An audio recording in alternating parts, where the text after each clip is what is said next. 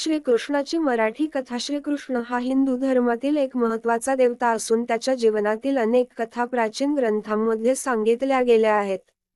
त्याच्या जीवनातील प्रमुख कथा खाली दिल्या आहेत. श्रीकृष्णाचा जन्म.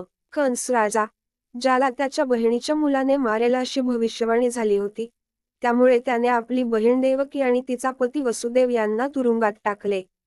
कंसाने देवकीच्या पहिल्या 7 मुलांना ठार केले. मात्र 8व्या मुलाच्या जन्माच्या वेळी एक चमत्कार घडला. वसुदेवाने बालक श्रीकृष्णाला यमुना नदी ओलांडून गोकुळातील नंद आणि यशोदा यांच्या घरी पोहोचवले. श्रीकृष्णाचे बालपण गोकुळातच गेले. बाललीला आणि दहीहंडी. गोकुळात श्रीकृष्ण आपल्या बाललीला करीत असे.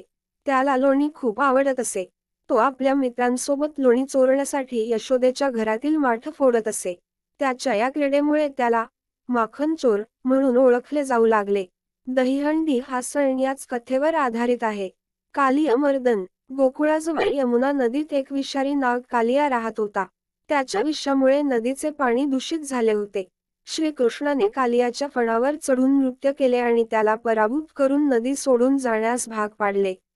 गोवर्धन पर्वत उचलणे. इंद्रदेवाला आव्हान देण्यासाठी श्रीकृष्णाने गोकुळातील लोकांना इंद्रपूजा थांबवून गोवर्धन पर्वताची पूजा करण्यास सांगितले. इंद्र रागावून प्रचंड पाऊस पाडू लागला. श्रीकृष्णाने आपल्या लहान बोटावर गोवर्धन पर्वत उचलून गोकुळवासियांचे रक्षण केले. कंस वध. युवावस्थेत श्रीकृष्णाने मथुरेत जाऊन कुस्तीच्या स्पर्धेत कंसाचा पराभव केला आणि त्याला ठार मारले. कंसाचा अंत करून श्रीकृष्णाने मथुरेला दुष्टशक्तींपासून मुक्त केले. महाभारतातील भूमिका. महाभारताच्या युद्धात श्रीकृष्णाने पांडवांना मार्गदर्शन केले.